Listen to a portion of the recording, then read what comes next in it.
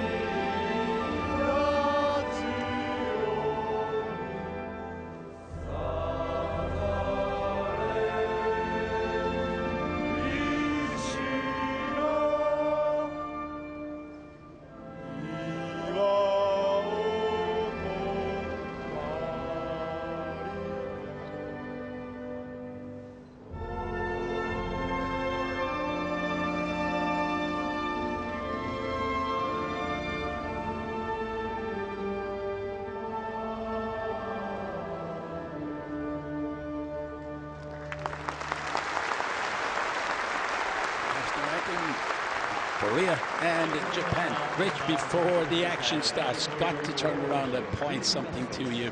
We have a battle here between a very experienced half-back pairing for Japan and two newcomers, even though they have played together for the Koreans.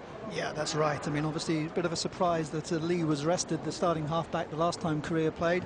But they've brought in Shin Ki-cheol and Lee Yoon-dun, who, as you say, they played a couple of years together when they were in the military. And a big military presence in the Korean side, as we saw during the national anthem. Here's the Japan side, 4 changes, with Osami getting a run among the 4 changes there. Exactly, there's the Koreans, and as you can see, and you mentioned, the 3 up front with Son and Shin and Kim Jeep. That'll be an interesting battle up at the front, and as Eddie Jones said to you and I yesterday, he's got to start good. Yeah, he has. I mean, Koreans, obviously, they've got to rearrange back row as well.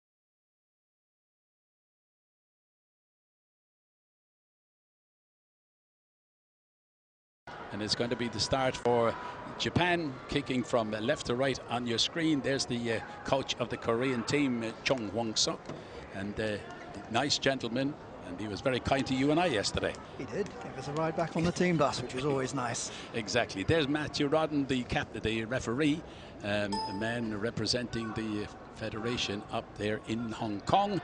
And he's assisted by Patrick Kwok and Tim Baker. Patrick is right down in front of our commentary position as the game gets underway. And straight away, nice long kick from the Japanese team.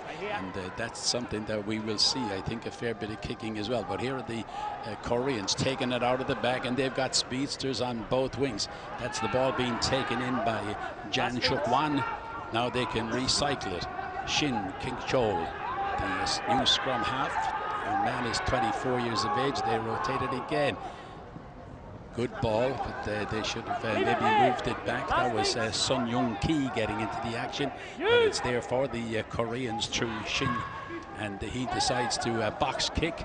And that's going to go down. And taken by Guramaru. He's gone to ground. And a blast on Matthew Rodden's, and he's penalised the Koreans, and away the Japanese go very, very quickly, moving that ball out fast.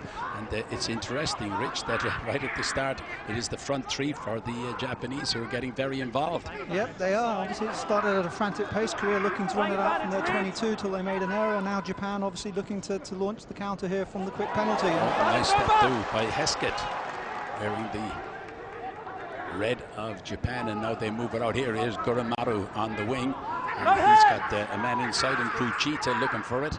He's a speedster as well. They go back inside to Ives.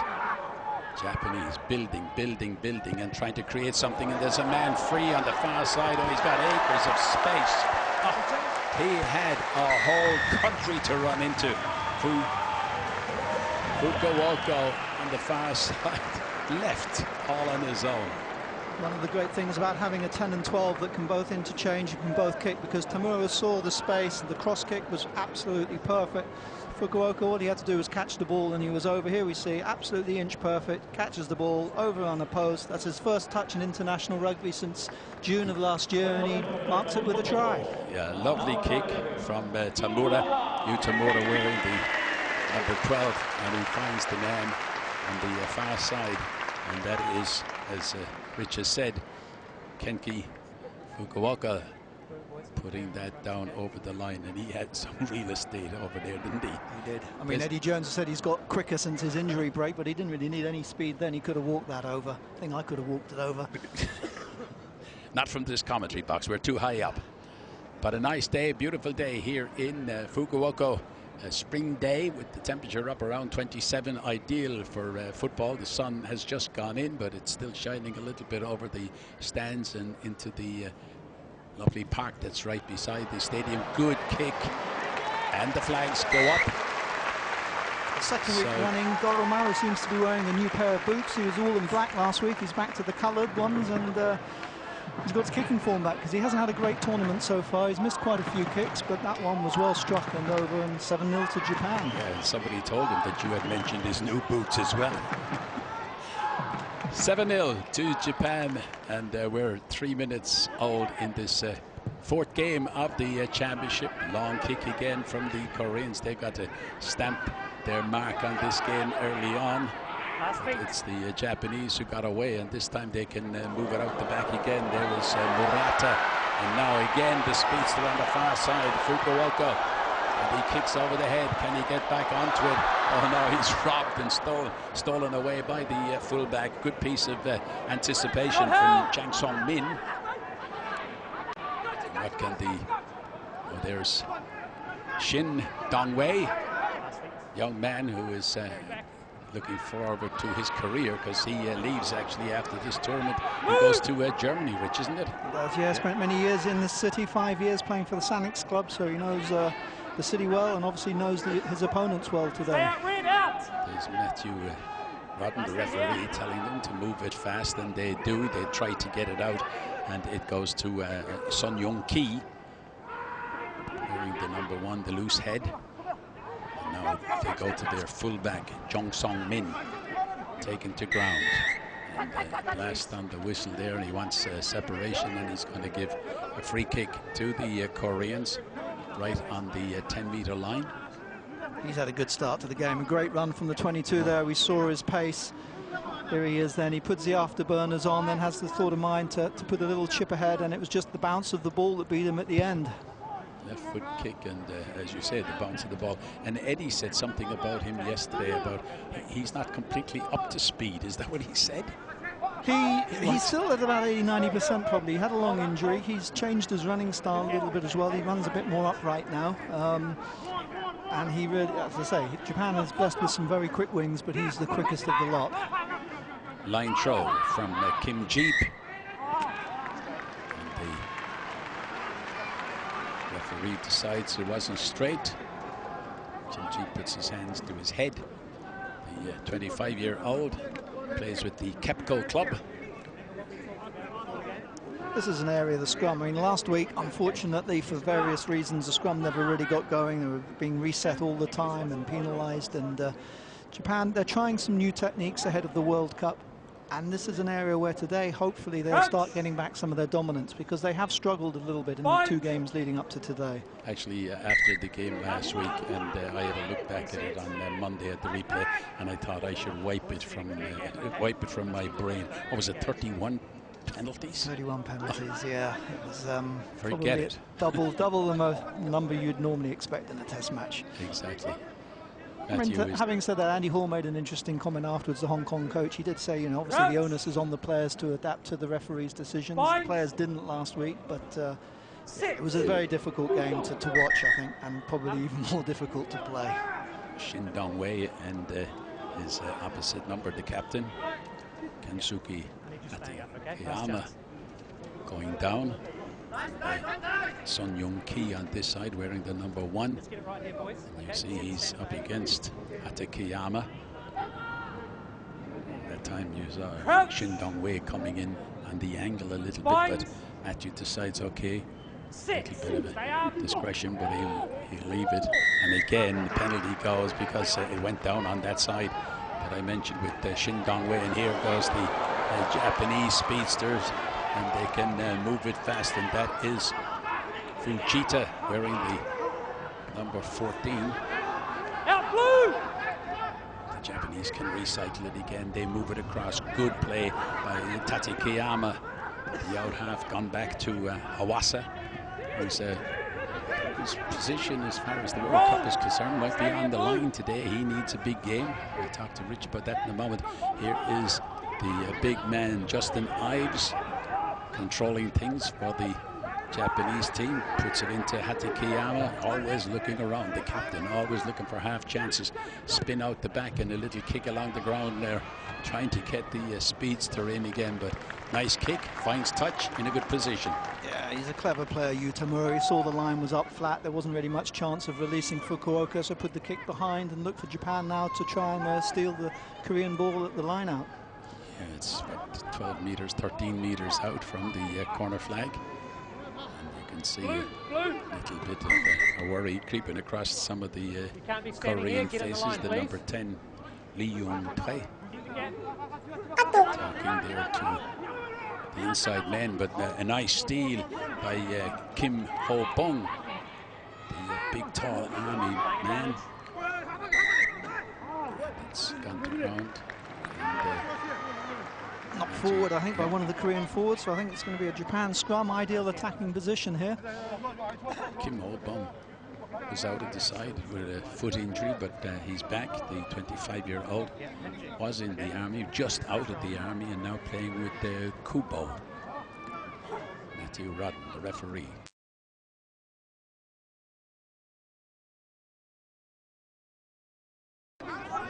Tim Baker on the far side, shielding his eyes from the sun coming right across the ground. 5, 6, hold!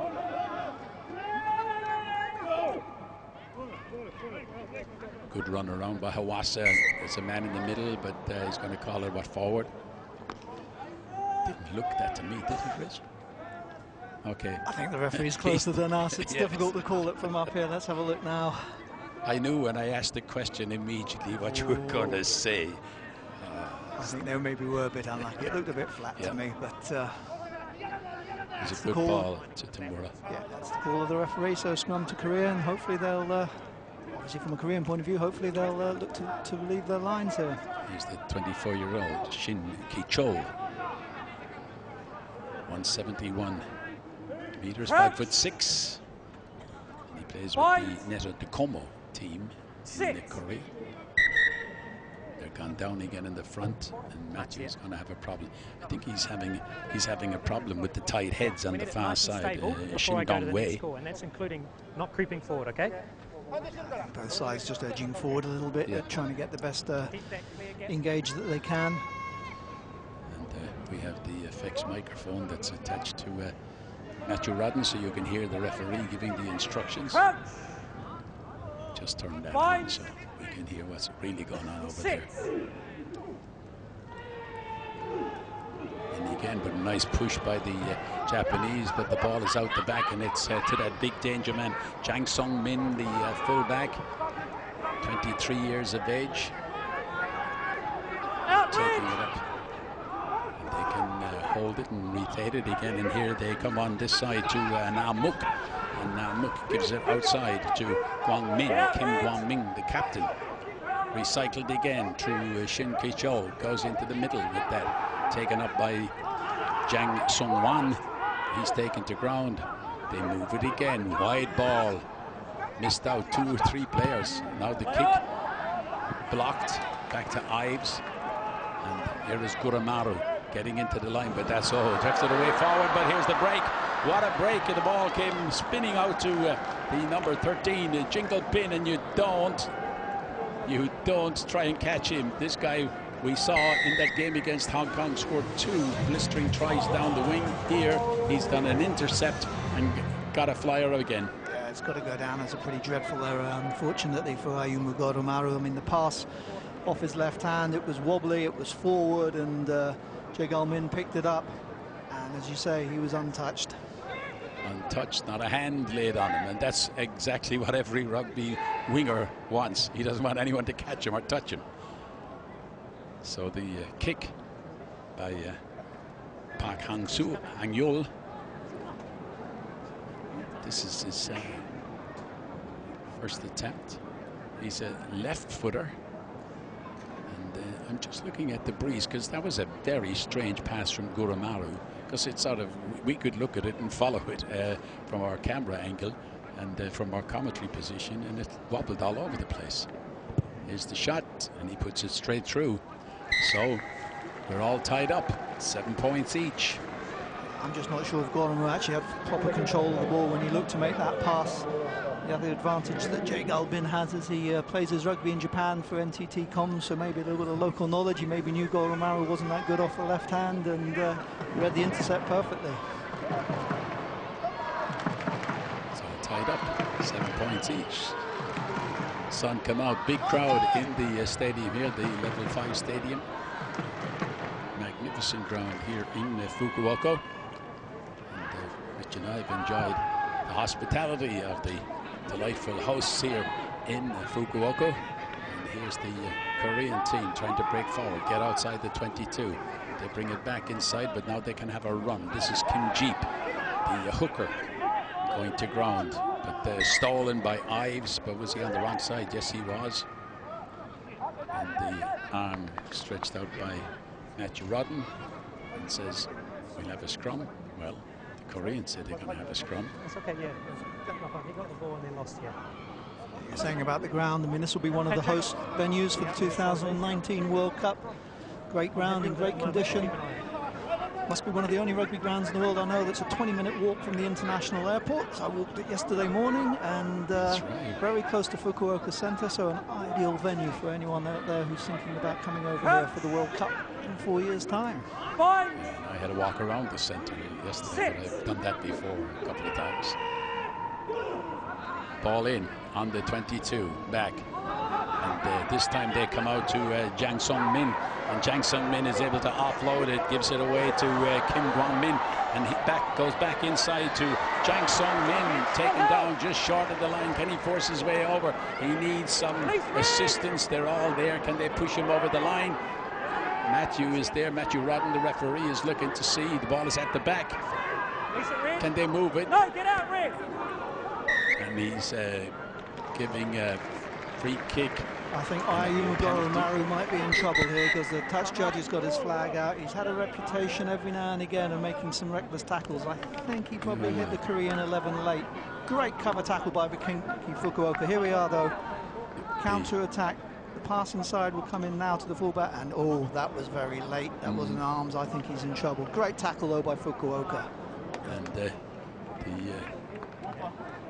assistant down there is Patrick Kwok, talking to Matthew Rodden. And you think that Goromaru will be sitting down for 10 minutes? I think he might be. I mean, there's no TMO, so I'm not sure. Let's listen and see what he says. Yeah, he's calling him over. Yep. He's taken the captain as well, Atakeyama. Let's listen. Eddie Jones looking on, the coach. Going to be a yellow card, he says, late in the tackle. Goromaru gone for 15 minutes, or for 10 minutes, I beg your pardon. The number 15 gone for 10. As I say, I mean, Goromaru is a classic example, and he was a great superstar rugby at university, but he didn't actually make that many tackles when he was at Worcester. And in his first 3 games of top league rugby, he got yellow carded twice and hit with a ban. And then recently in the All-Japan final as well, there was a debatable tackle. And it's just something in his game that he's just got to eradicate. At the highest level, you really don't want your first choice place kicker off the field for 10 minutes. Exactly.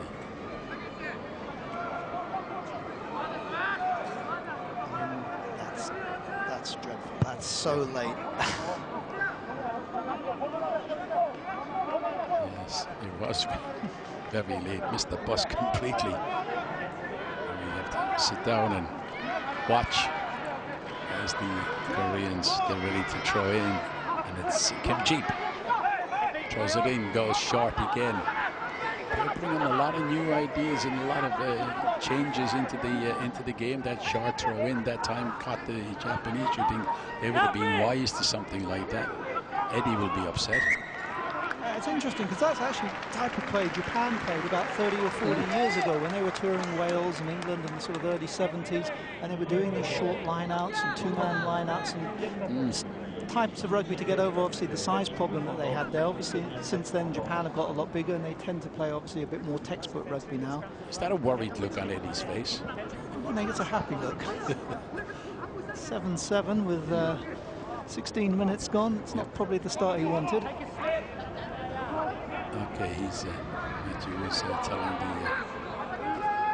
the whole attacking line to stay back. You can see also Shin Kichol, the number 9, directing the traffic as Iwasa puts the ball into the scrum for the Japanese. They're trying to bring it forward through Ives.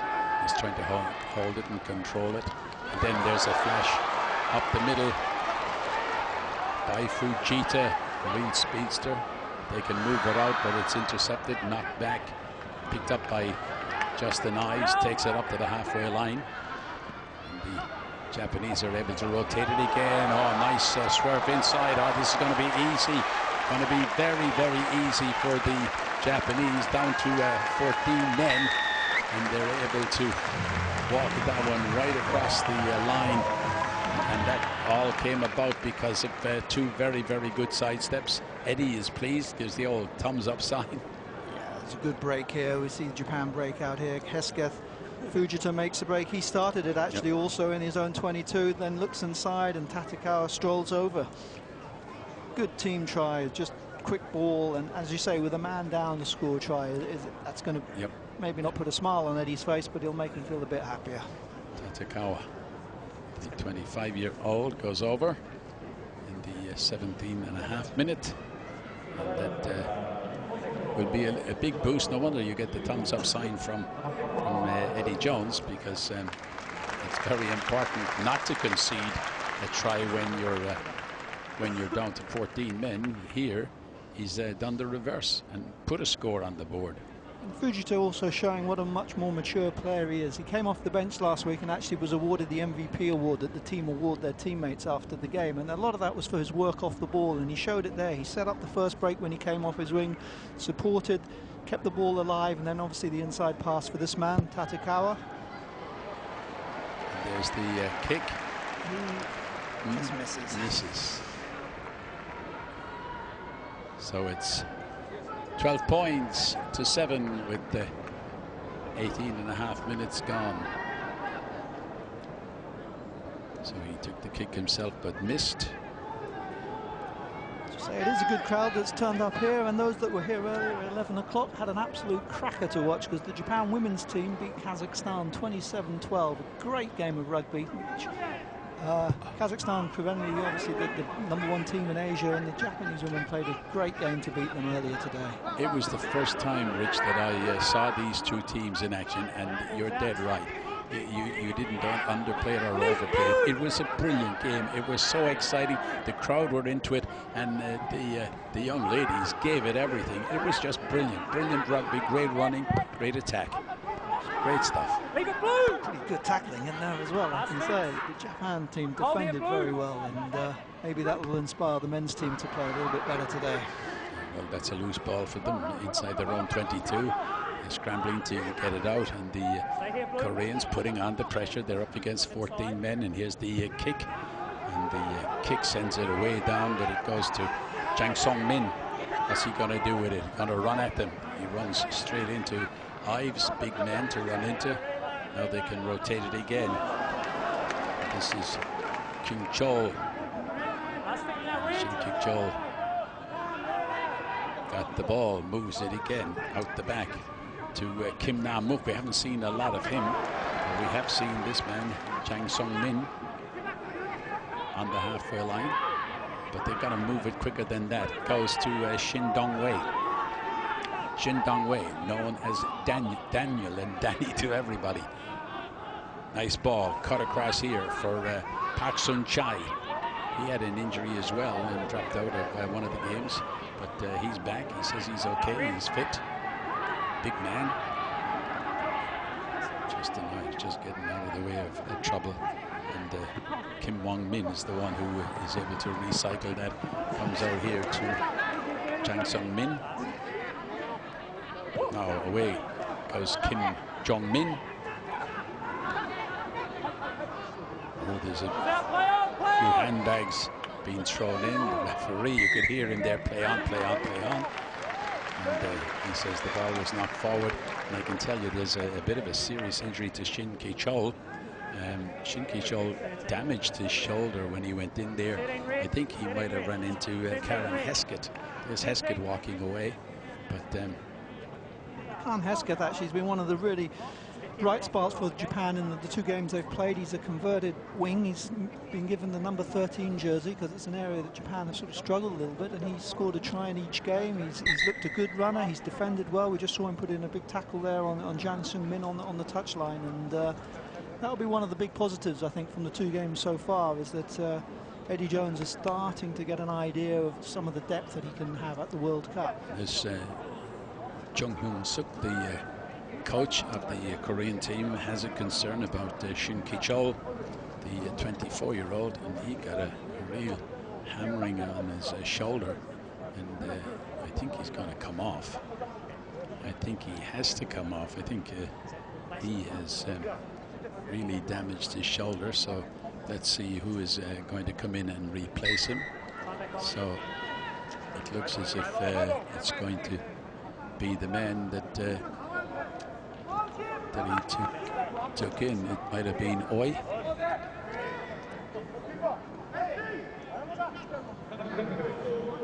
So it's Nam Young-soo. No, it's not. It's Hwang In-jo. Point. Sit.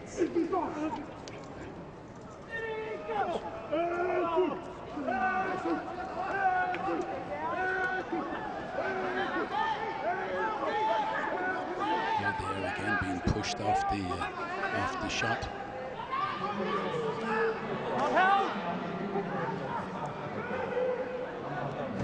But Japan have a nice ball inside as well again, but taken to ground, and that's a bit of a big blow. Just watching it down on the touchline, the scrum half.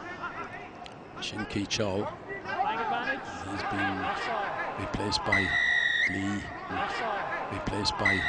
Lee Myung-jung. Yeah, you said, I mean, anybody that serves in the Korean military, there's some pretty hard men that serve there. I mean, Yu Young-nam was renowned in Japan. He plays in Panasonic, and he's renowned as being one of the hardest guys Tony Brown's ever played against or trained with. So when a Korean soldier has to leave the field, you know it must be a pretty serious injury. And he's replaced by Lee Myung-kyun, who showed during the first two games that he's more than capable of playing at international level at 9. Yeah, some of the journalists from Korea were a bit surprised that he wasn't in first time.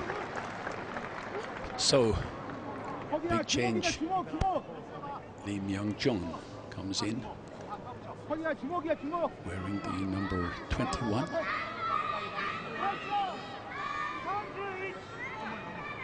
I think he's wearing the number 20. There's the ball in the scrum again. Bit of a mess going on over there on the far side, but the Koreans are a little bit stable on it, and they can control it. Now they can move it across the back. Wide ball on the outside again. Here's the speedster trying to break away down this side. Fukuoka comes across for the Japanese, and now they can go back into the middle again. Release blue! Release blue! They got the ball, release. You can hear from Matthew Rodden, taken up by the captain, Hatakeyama. Recycled out the back again by Awasa. Play on, says the referee, and Tatekawa, the man who scored that try. Big crash there between Hatakeyama and one of the front rowers from the Korean side.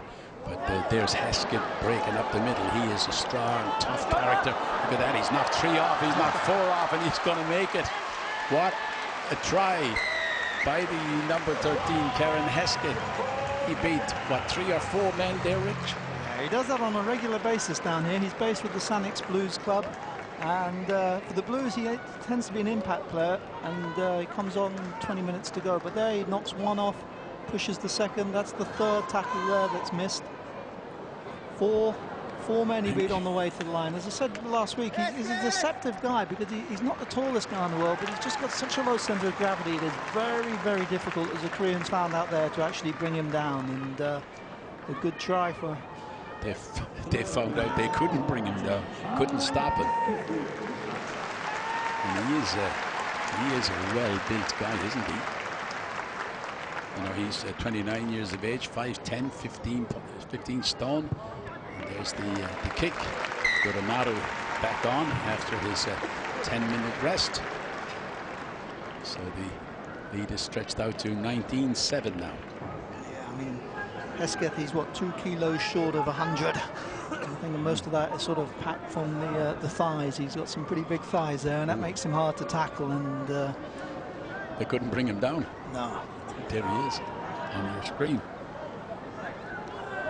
And he's keeping up his run. He scored a try a game now, so that's 3 games, 3 tries. And I would say that he's pretty much cemented his spot in the World Cup, and he's going to, you know, put a big name up for number 13. Here's the ball taken down by the Japanese again, and taken in by Justin Ives and Murata. Can the Japanese move it out again, but they're well blocked and well stopped by the Korean Jang Sung-won. They take it up to the line a bit. The big problem, as far as the Koreans are concerned, they're being caught ball watching a little bit in the middle, and they're not realizing here again they're going to be caught because there's a man free outside, and they didn't cover the space for Fujita. And Fujita is a real speed merchant. Give him the ball and give him half a chance as Atikayama is taken to ground. They're on the attack again. The Japanese looking for more. Heskett goes across and gets it from Justin Ives. Going to recycle it again. Awase, and they kick into the far side. They got to make sure this ball is going to run into touch. And there's 2 speed merchants against each other over there. Fujita. I think one of the reasons the Koreans are getting caught out as well is Japan are playing at a much quicker pace than they have done so far this season. I mean, there were 9 phases there in that last passage of play, and it was the fact that they were able to release the ball so quickly, get it out wide, change direction, and every time they're keeping the ball alive. And that's what Eddie said they trained on this week because of last week's performance. Nobody was happy with their performance against Hong Kong last week. So, yeah, they have lifted, haven't they? Yeah, definitely. Here's the ball at the back, and the Koreans are trying to break out. They do. They get forward a little bit with Kim Nam-muk. And the blast on the whistle. And the man who was going to take the quick free kick decided against it. Lee Myung-jung. They're going to slow down, and they're going to kick for touch. Far side. Going to be taken by Lee Yun-tum.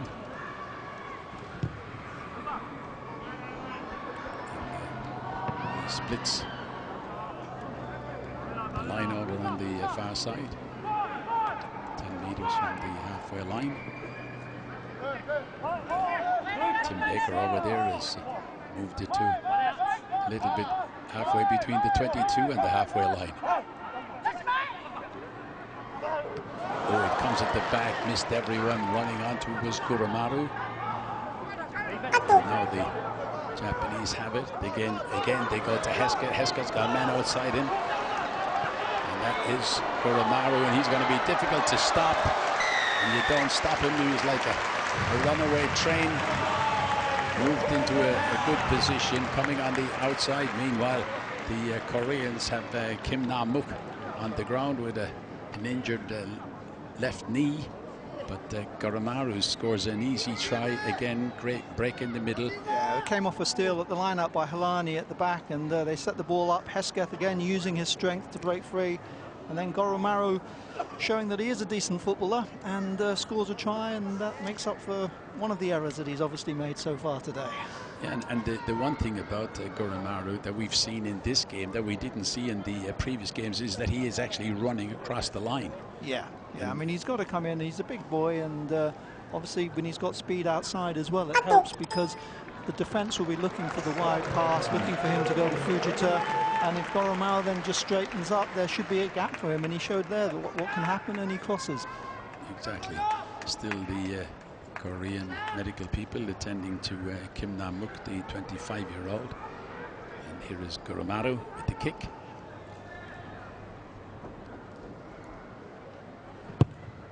Good kick, and he has it online. Oh, you were right, Rich. The boots, the new boots have done him wonders. Got that one over. Just needs to get new shoulder pads now. Oh, is that it? Stop the other silly errors. But yeah, the Koreans look like they're struggling. There's a few guys out there limping. It's 21 degrees out there, so it's going to be harder during the second half when obviously they're getting more tired. They don't play a lot of football. I mean, the coach was saying yesterday that the 4 internationals they played in this tournament basically is the only rugby they'll have played this season so far. So it's going to be a hard afternoon. Certainly is, and of course the other thing is that they'll be playing into the sun because the sun is still high in the sky here. Spring day. What is the temperature? Is about 22? 21, I think. 21, 22. Yeah. Went out on the full.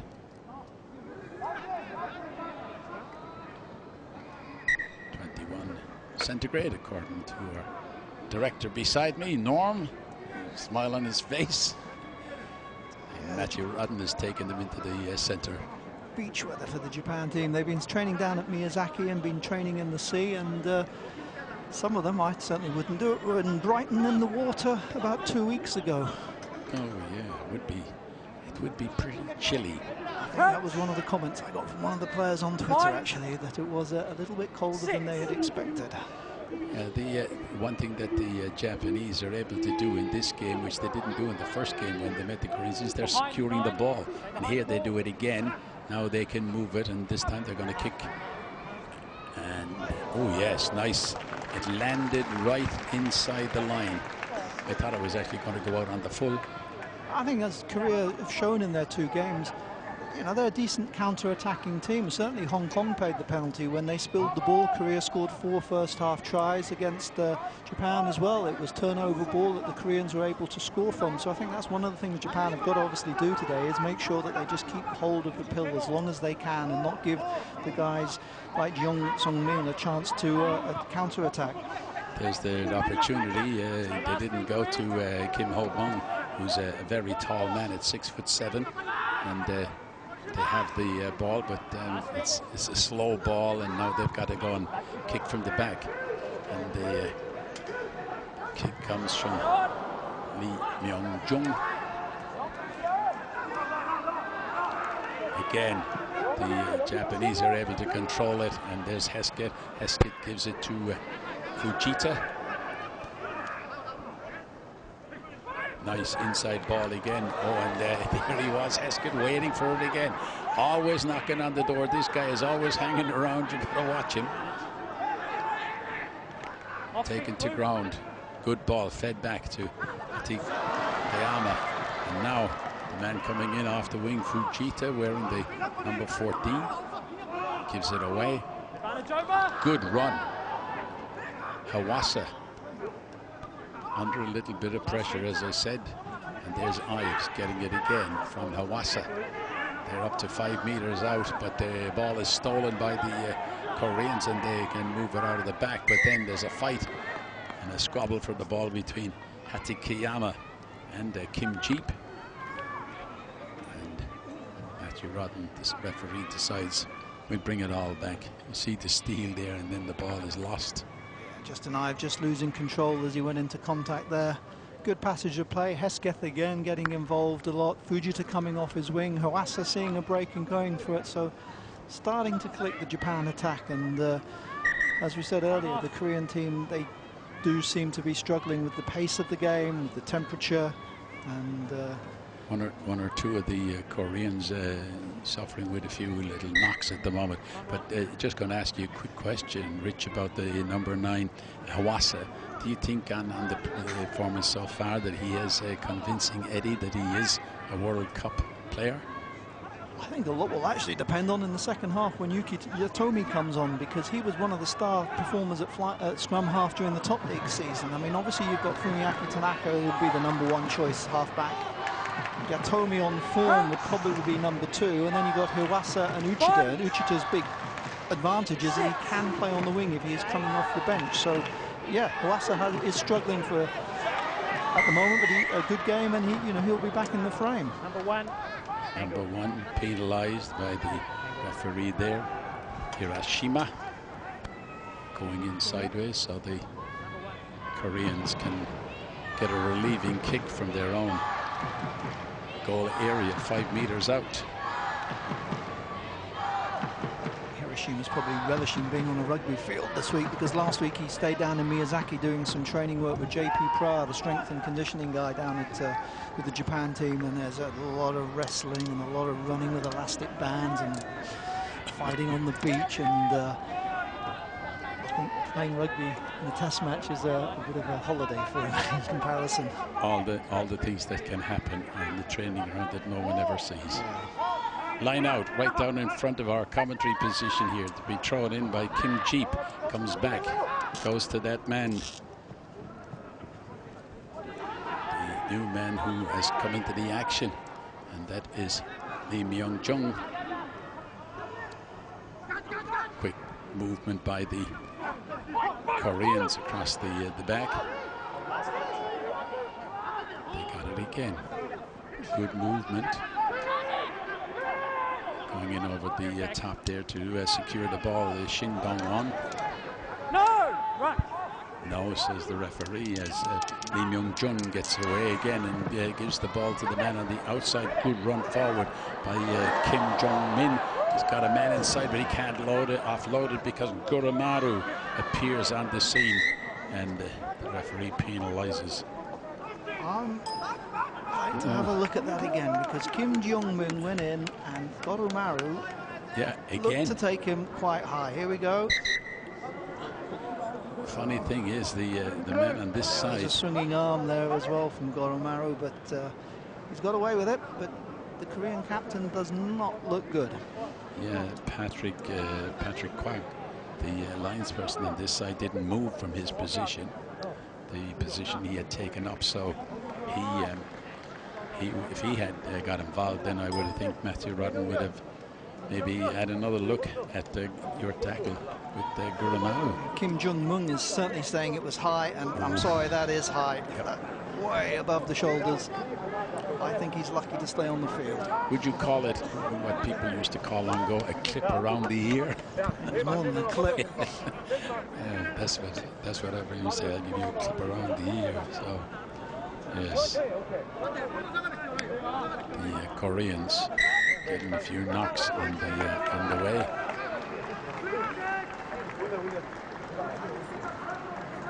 Sunchi Park.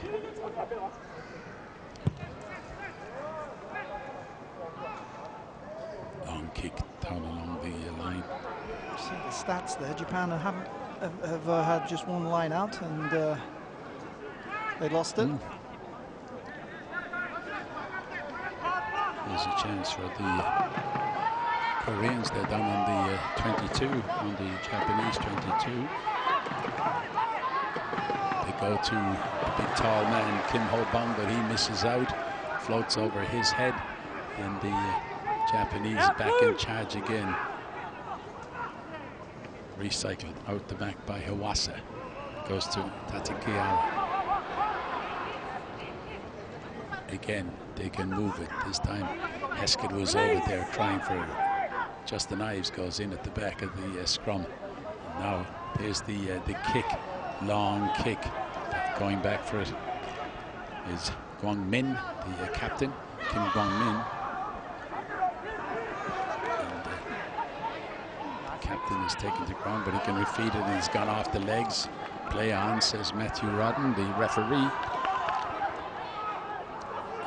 An appeal by the scrum half for the Japanese, but now they go wide. Oh, and there's a big gap because Shin Dong-wei left that gap. He went up to try and intercept, missed out.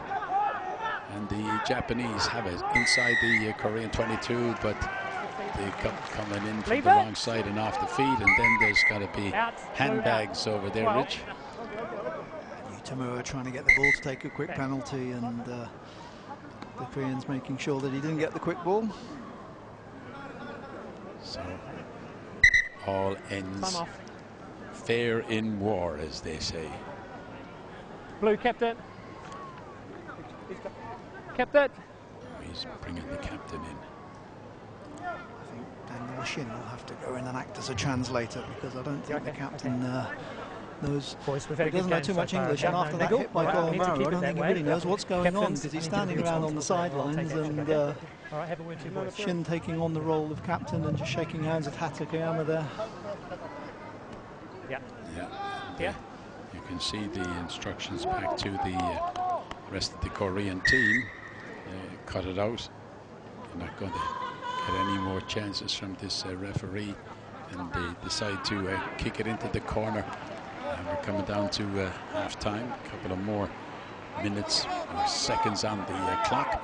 Maybe 30 seconds, see if they can get another try before half-time. Ives goes up, brings it down. The whole maul swings around, but the Japanese still hold on to it. Now they can go for the drive, the push over. They've gone over. And what does Matthew Rodden say? Try to the man who wears the number 3. Yeah, well played by Japan, because initially the rolling maul, the Koreans have managed to turn it, and Japan weren't in the best position, but they got their structure right. And Hatakeyama controlled the ball at the back of the maul there, and then he flops over, and the try just before the half-time hooter. And I can tell you, the Korean team would be delighted to hear that sound as the scoreboard ticks over and says it's 31 points to 7 at the moment, with the kick to come from Kuramaru. 23 meters, 25 meters out at a bit of an angle. Going to be kicking nearly into the sun. But he can bring the score up to 33 points to 7, as the siren has already gone, and the Korean team away to our right, making their way across. Good kick, and the two officials down there, Patrick Kwok and Tim Baker, shake the